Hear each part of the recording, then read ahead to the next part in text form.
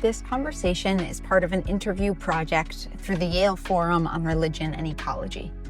We're speaking with Yale alumni in order to more deeply understand the hearts and minds of those who work at the intersection of spiritual leadership and environmental action.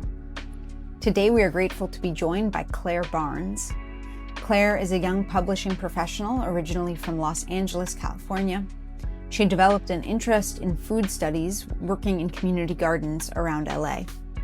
Claire studied the intersection of food, religion, and politics in the archives and continues to explore these topics as a marketer at Yale University Press.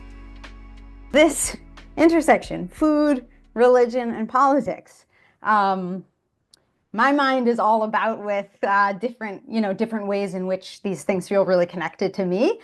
But I'd love for you to give just a little bit of a glimpse into, your particular areas of focus, the questions that you're exploring in particular. So I think for me, it all started when I first was introduced to Catholicism. I didn't grow up with religion, actually. I didn't grow up with any religious belief system. And so when I was choosing where I was going to go to middle school and high school, I decided to go, and my parents supported me to go to this Catholic all-girls school called Immaculate Heart High School in Los Feliz, California. And the Catholicism that was at this school was very women-centered. It focused also on kind of feminine understandings of God and process theology. And they had a very rich tradition of activism and within the Catholic tradition. And there's this artist named Corita Kent, who is a Catholic nun kind of during the time of Vatican II, who was working at the intersection of art, politics, and religion. And so based off of kind of her experience and kind of her artwork, she also focused a lot on one of her famous pieces is an enriched bread logo that is kind of in the colors of the American flag. And she was very much interested in criticizing the American machine and doing so through a lens of Catholic love for creation. And so this piece that she worked on also was kind of thinking about ideas of the Eucharist and what does it mean to kind of intake the body of Christ through food.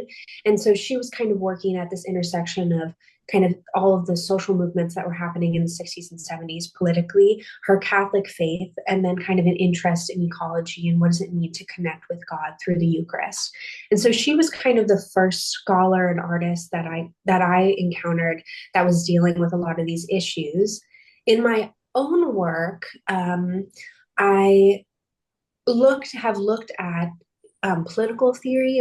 My second degree was in international political theory, and I was really kind of contending with the work of Hannah Arendt and her understanding of love and politics and how that could relate to climate activism. So I did a whole project on what are kind of the frameworks for our calls for climate activism. Are they based in love? Are they based in other types of emotion like anger, which is equally as valid, but where does it come from, and how can we have climate activism motivated through love? And I was looking at that through a political theory lens. I also did projects at Yale, which I was really excited about in the archives. I kind of fell into love of the archives at Yale. And I was looking at rituals of the archive, which are not necessarily grounded in any faith tradition, but are kind of their own set of rituals.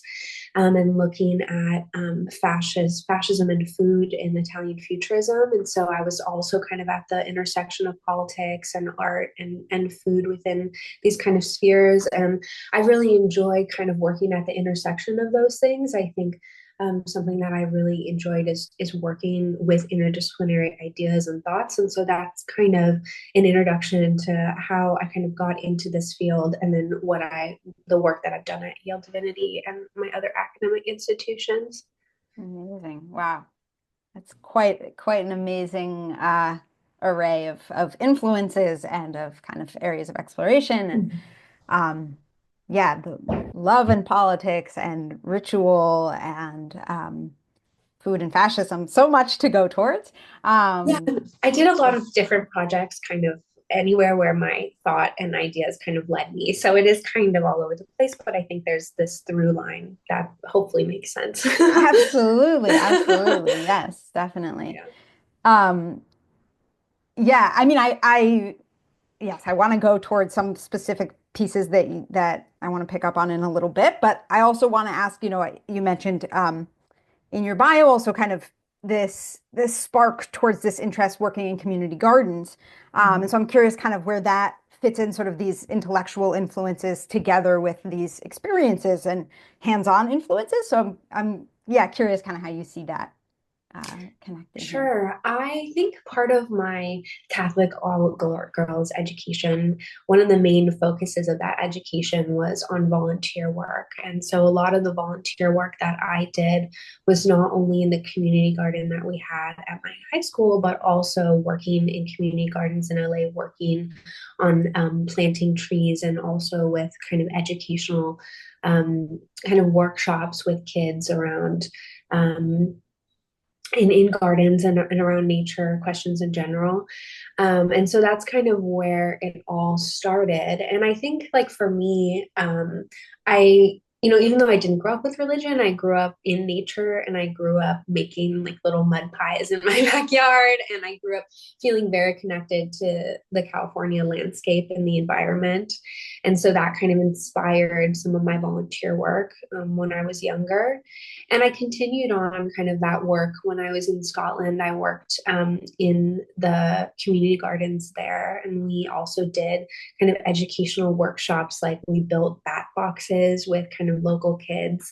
And I really enjoy kind of the hands-on work. And I think a lot of the kind of spiritual elements that come from our kind of our the environment really have to do with us toiling with the environment and us getting down and dirty in the dirt, in the weeds, and kind of experiencing really what the environment can give us and how we can kind of interact with that, because I feel like so much of spirituality and ecology can feel kind of heady and kind of feel in the clouds. And so when you're actually doing the work on the ground, and I love working with kids too, and I think the younger generation is really important. So I think yeah, my kind of, I started working in community gardens when I was younger and kind of continued that throughout, my education.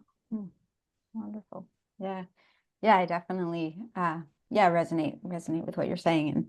And right, it's amazing sort of these pieces of the embodied feeling of being Mm-hmm. connected to the living world and to one another and kind Mm-hmm. of the relationships and how that.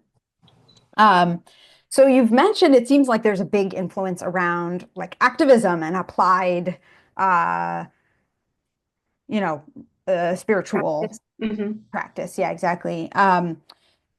And so I'm curious to hear kind of how you think about the role of um, religious groups, religious leadership, or just sort of religiously informed perspectives within political movements in general, and specifically around, ecological, environmental movements, food justice movements, that kind of thing. Yeah, how do you think about that role? I think, I've talked a lot about Catholicism, and I feel that that faith tradition has really informed my own work, especially with Pope Francis's Laudato Si and kind of the ecological focus that he brings to social issues. And I think the late Pope is really inspiring in that way. I do think something that I haven't talked about yet is I'm also very much influenced by Buddhism and my own meditation practice. When I was an undergraduate, I did a study abroad in India for a summer, and I lived in monasteries where I was learning about Tibetan Buddhism and culture and religion. And there are a lot of different practices of protests within the Tibetan tradition, especially like self-immolation in response to the Chinese occupation. And so not only was I kind of inspired by Corita Kent and her activism and her art, but equally inspired by Buddhism and kind of the resistance in Tibet. And I think there is a really complicated relationship between activism and suicide and Tibetan Buddhism, especially because any form of suicide is kind of seen as an act against the self and something that has repercussions in your karmic cycle. And so there are all these really interesting questions about what form does our activism take? Is that protesting? Like for me, I when I was an undergrad, I did a lot of fair food protests. So does it look like fair food protests? Does it look like actual work in the community and the embodied practice? Does it look something as kind of extreme as self-immolation, and what does that mean? And so I think I have been contending with a lot of ideas about protest and religion, because I think these, especially within my own like within my own kind of understanding of religion and spirituality, there are all of these complications and questions about what does it mean to protest in a way that doesn't harm the self, but that is kind of has a greater purpose for society and kind of is dealing with all these social justice questions. And so that's kind of how I've seen that. And I think, with contemporary protest and kind of the new administration, I am still thinking about all of these things. And these are still things that I kind of think about deeply. But yeah, I haven't talked about Buddhism that much in this interview, but now I am. But I think, but yeah, I think Buddhist forms of protest are also really interesting. And all of these things have kind of inspired my own meditation practice and my own academic journey. Wow. Wow. Are there sort of places within the, kind of our context here, that you feel are sort of energizing or inspiring to you in terms of bringing together different kinds of religious and spiritual influences with, our political movements and activist movements happening? Or like, are there particular places that you kind of look to, or particular challenges that you see sort of being barriers now? Yeah, I think I'm definitely inspired by all forms of climate protest. When I was an undergrad, I went to the COP conference, COP 23 in Germany, in Bonn, and there were a lot of different forms of protest at that meeting, even though the meeting itself, there were lots of kind of droll um, legislative processes that were happening. But outside of that, there were climate protesters. And I think I'm really inspired by climate protesters that kind of bring this new energy into the legislative process. I also think that a lot of, I was involved in the slow food movement when I was an undergrad. It advocates for good, clean, and fair food for all. And it's originally a movement that came out of Italy. But now it's a worldwide movement. And I was doing a lot of climate protests and food protests there. And so I'm inspired by like movements, not only by climate activists in like this international climate sphere, but also farmers and agricultural workers who are doing their own forms of protest. I don't know. I think some of the main challenges that I see to kind of climate, and even climate in the intersection with religion, but I see that there is really a deficit in information, a misinformation problem. And I think you can kind of see that in how politically divided we are. But I think one of the things that I'm currently doing now and that I feel is really um, worthwhile in my own kind of professional life is I'm in publishing now, and I see ideas as their own form of protest. I think a lot of what the academics are doing, and even we publish non-academic authors as well, but what they're doing around climate and around religion are revolutionary in their own ways. And I think ideas have a lot of power in that way. And so I feel very inspired by my work in publishing, especially my kind of work around publishing kind of banned topics or ideas. I mean, I work across the ideological spectrum, especially our work, like the books that we publish at Yale University Press. But I definitely feel inspired within like publishing as well. But yeah, there's a lot of things that inspire me. I think there are a lot of challenges, even with like climate litigation and climate policy. But I think the people who really care, I think they're still there, and especially through protest and through ideas, you can really see that happening. And there's definitely movement there. Yeah, yeah. Yeah, that's really powerful to see. Yeah, your work in publishing and this kind of um, sharing of and accessing of ideas as a form of resistance. And Yeah. um, yeah, I'm really curious, kind of since you brought us to this piece around your work now in publishing, and I'm curious, kind of how you see um, bringing your own sort of spiritual and religious perspective or worldview in relation to that work. Like, how does that sort of meet? I mean, you spoke about it a little bit in a way, but how does that sort of meet the work that you do now? Yeah, that's a great question. I think in my own practice now, a lot of what I'm doing and focusing on in my own food practice really is within both the Catholic and Buddhist tradition of love for all creation. And I find that in my own vegetarian practice, that really comes to light. I think within publishing, though, there are a lot of books that we publish that are about religion and politics, about as well as we published a book by Norman Wurzba on kind of agriculture and hope. And I think that what I do is I do a lot of marketing now for our books, and I work with our authors to be able to convey whatever academic expertise that they have to a broader and public audience. And so I feel that that kind of position that I bring kind of as someone who's helping our authors disseminate their knowledge and their information is really important. And yeah, I work with a lot of authors in religion. We have a really great religion editor at Yale University Press who acquires a lot of our religion and politics and culture books. And so, yeah, I think that um, I find that meditation really provides the clarity that I need to do my work in a way that's both effective and also graceful and loving and caring toward these authors who have been working so hard on their pieces and really bring a lot of care and passion to their work. And I think the clarity that I gain from my own spiritual practice really helps me in kind of conveying these larger ideas to the broader public. Mm. Yeah. Wow. It struck me that you spoke about your vegetarianism as a practice. Mm-hmm. Um, I'd love to hear a little bit more about kind of your relationship to vegetarianism and what it means to you to be a practice in that way. Yeah, I think when I was in India, we had a very heavy vegetarian diet, which was amazing.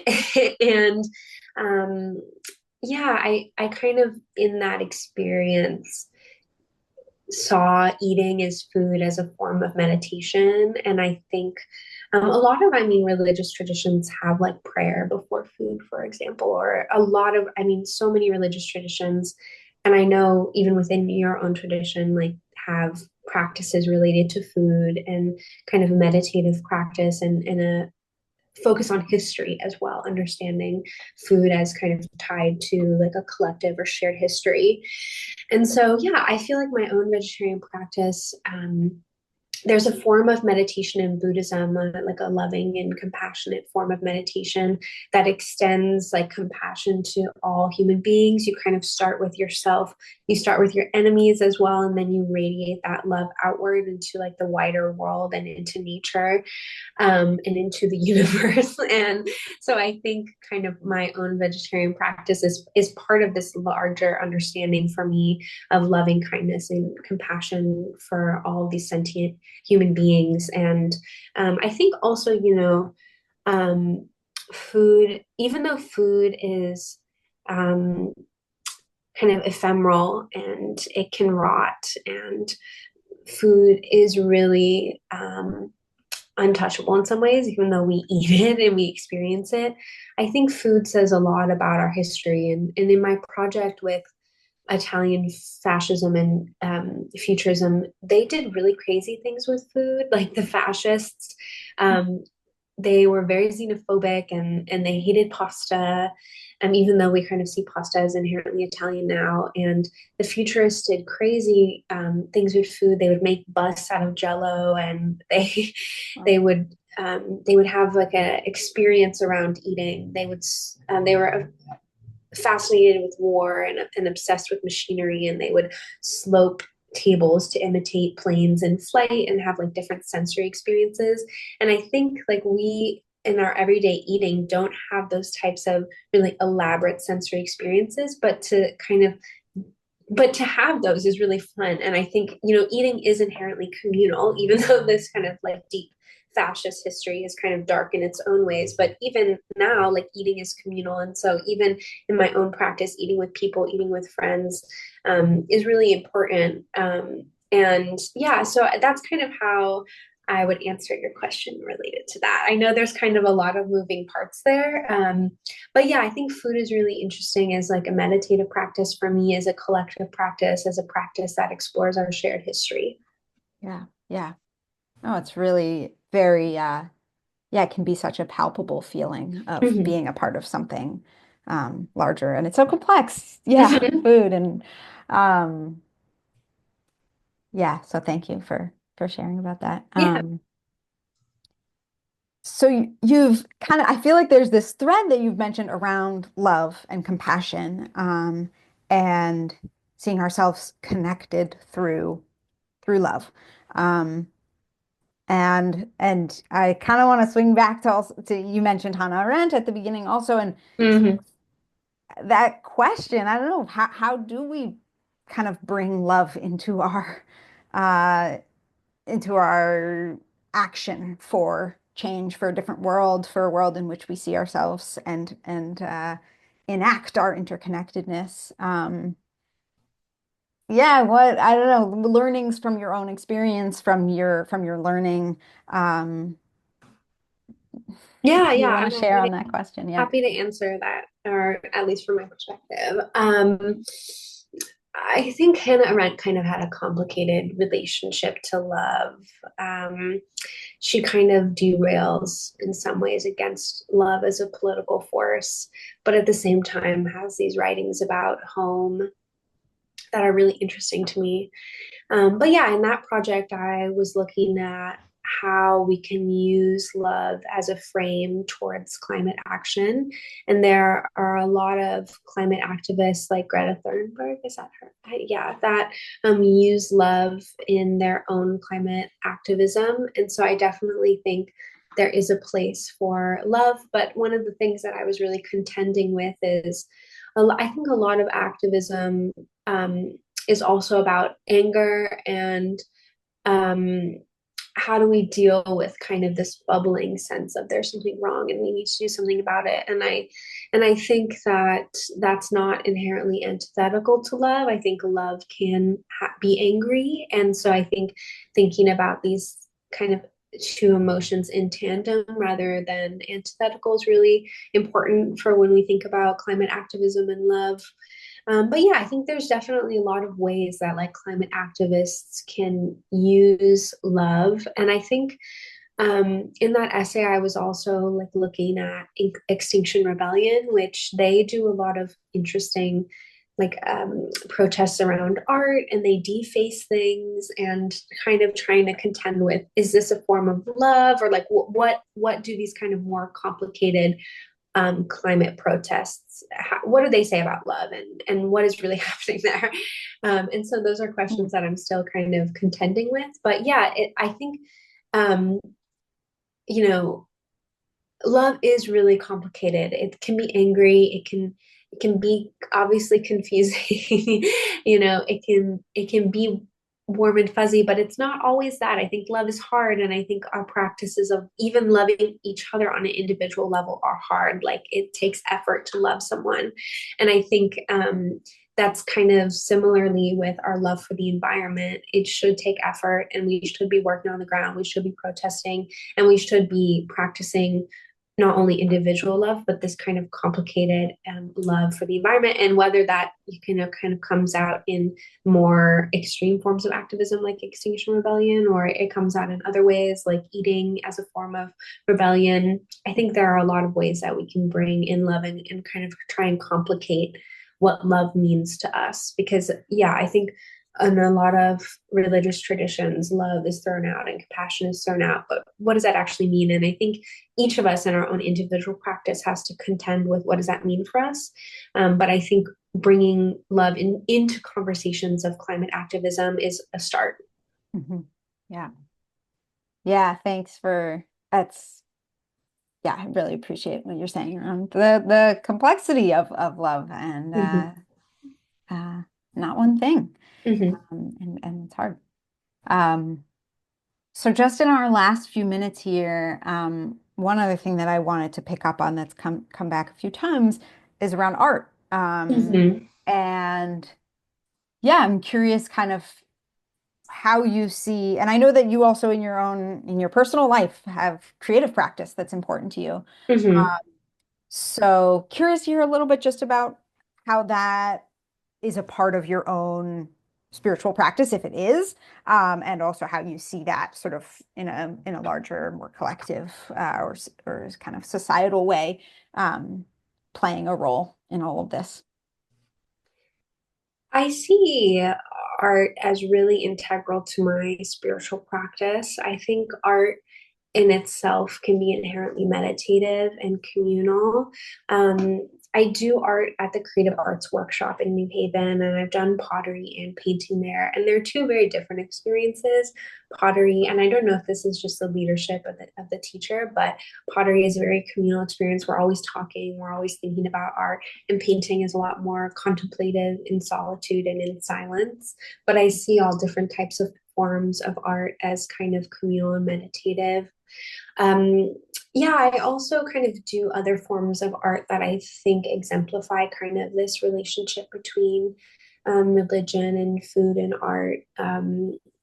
My grandma, when she is my family is originally from the Midwest, and so there are a lot of different like agricultural elements of the Midwest in that landscape.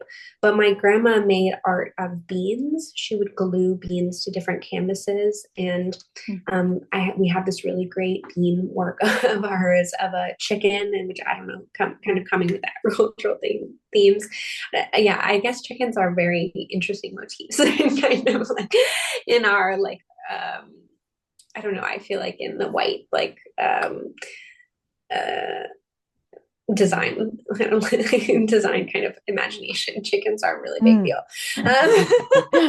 um, um but yeah, so I find that also exploring kind of working with food is challenging in itself, because as I said before, food is kind of ephemeral, and so how do you capture the essence of food while also using it in your art practice?